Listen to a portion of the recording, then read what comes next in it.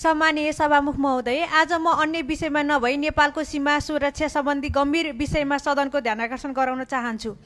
सुस्ताको समस्या कुनै नयाँ समस्या होइन, यो धेरै वर्षदेखि अल्झिएको विषय हो। गण्डकी नदीले आफ्नो धार परिवर्तन गर्दै जाँदा सुस्ता क्षेत्रमा नेपालको धेरै जमिन विवादित बनेको छ। पछिल्लो समय त्यहाँ भारतीय सशस्त्र सीमा बल एसएसबी का गतिविधि तथा स्थानीय नागरिकलाई धम्काइएको भन्ने समाचार सार्वजनिक भएका छन्। यस घटनाको वास्तविकता के हो, सरकारले यसबारे के कस्ता कदम चालेको छ र आगामी रणनीति के छ भन्ने विषयमा स्पष्ट जानकारी लिन आवश्यक छ।